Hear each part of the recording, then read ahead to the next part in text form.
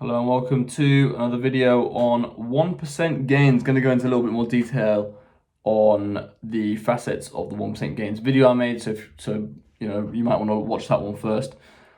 Before we start, our friend Toby made a wonderful video about space and universes and breakfast cereal. It was really good. I'll maybe see if I can get a link in, but if not, look on his channel called Epic Spaceman. I'll try and link it in. It's absolutely fantastic. Editing is top notch. Looks very professional. It looks way better than this. This video is absolute garbage compared to his videos. His is educational about space, planets, and solar systems, and all that jazz. So it's about a million times better than this piece of trash you're going to watch.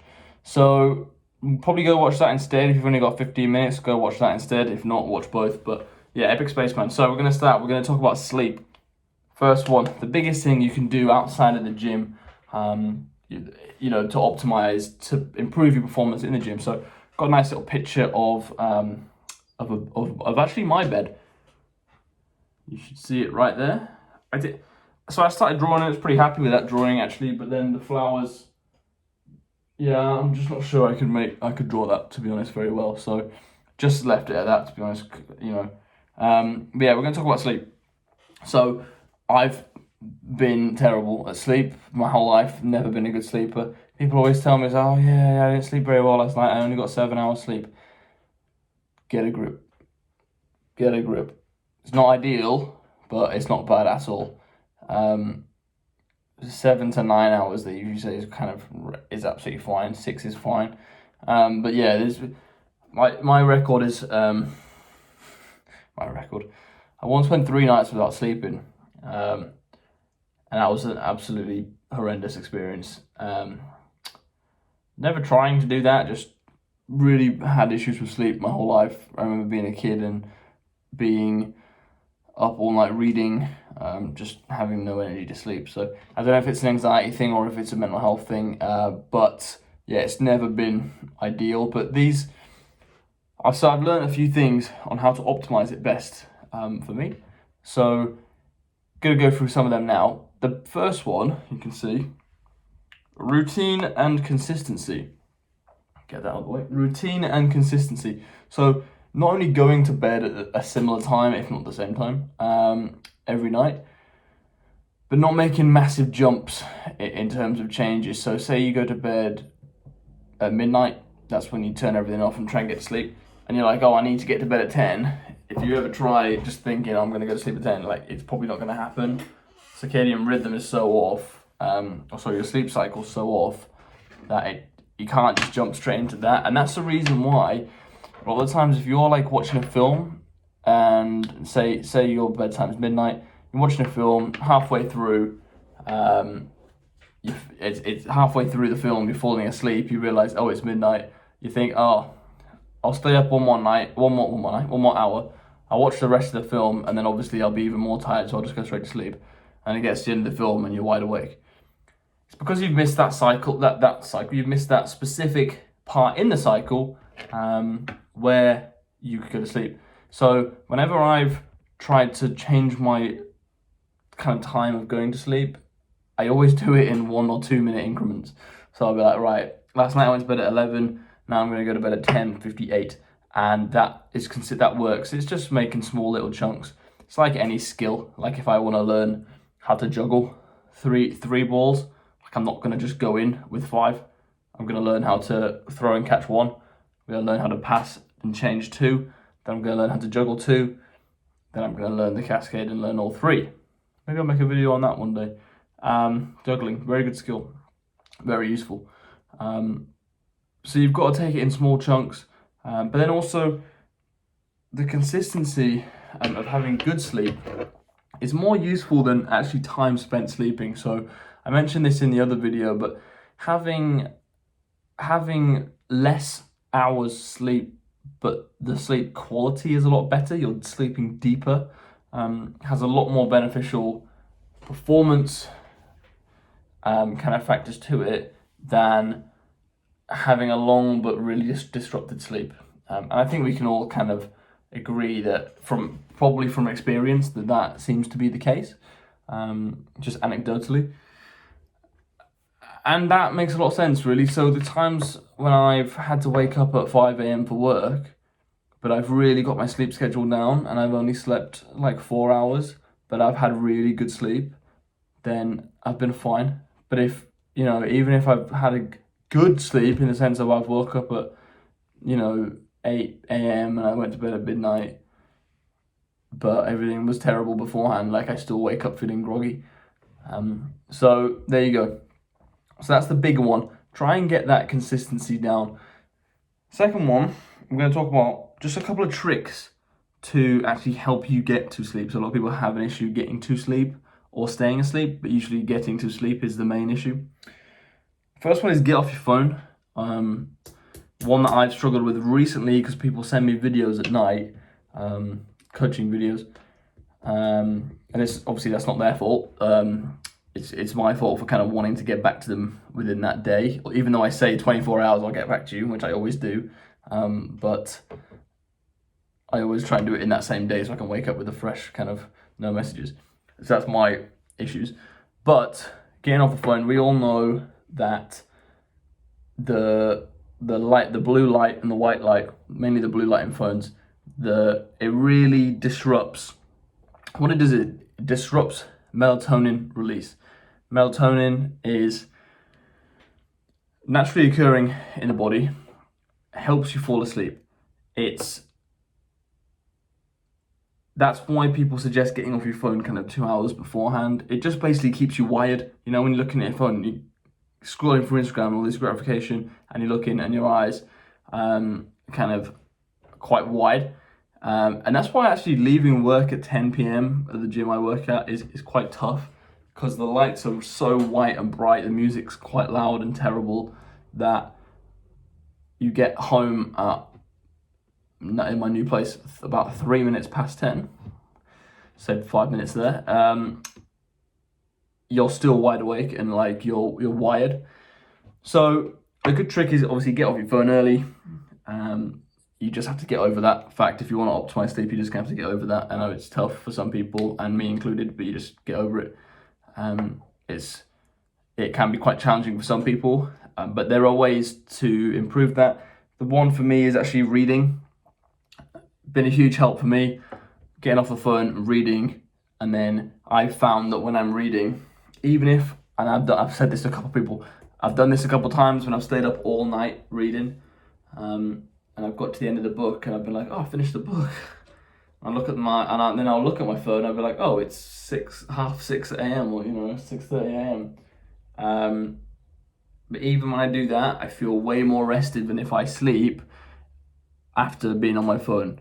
I feel way more rested because I think for a lot of us, it's more about actual just getting some rest and mental rest.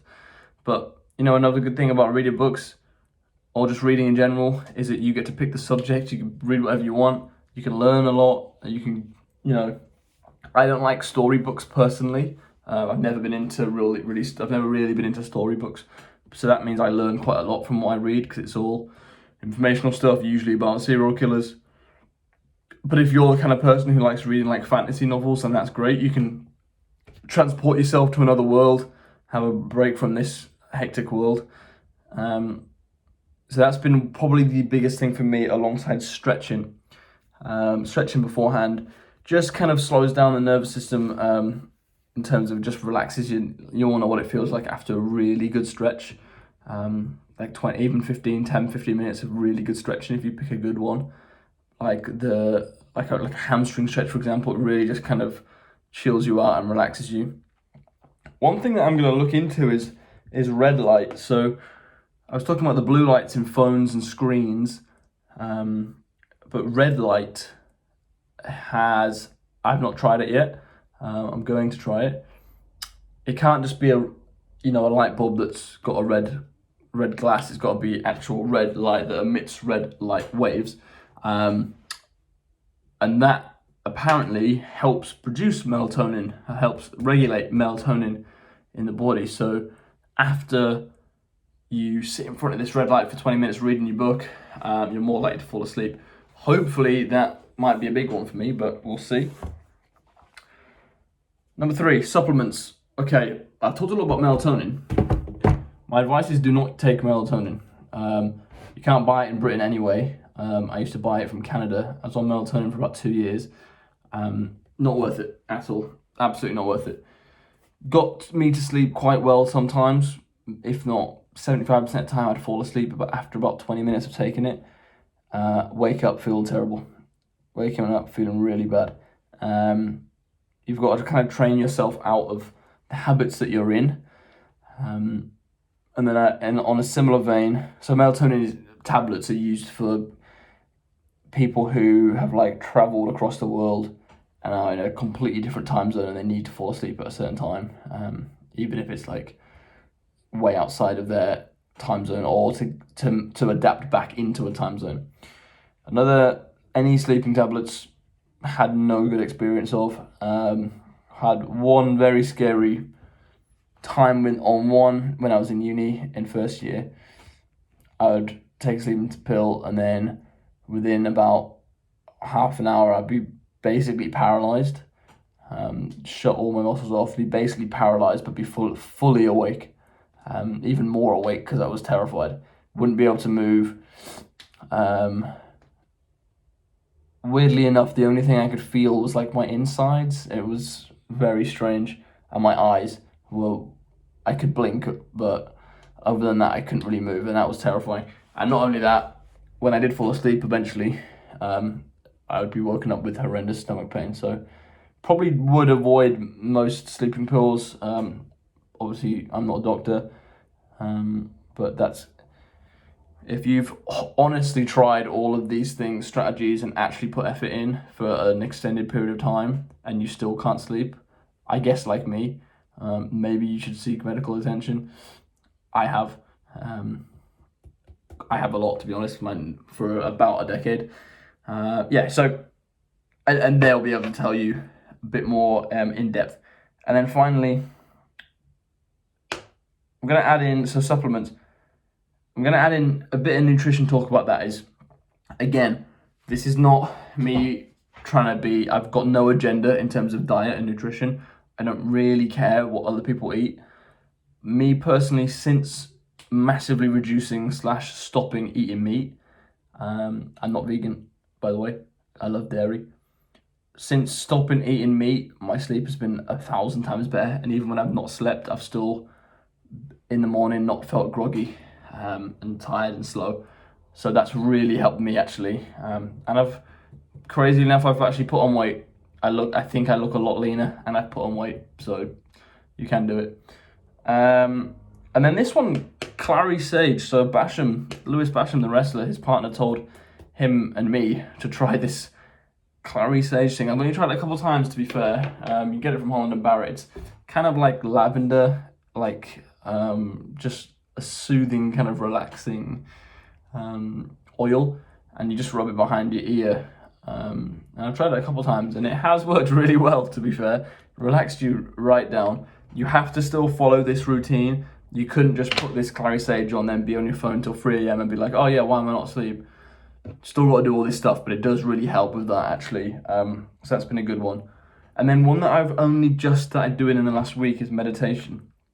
Now, I don't know if this is helping my sleep or not. My sleep has been better, actually, since starting, but I don't know if that's just because of the meditation. But I've started doing mindfulness meditation. That's the meditation I would probably suggest using.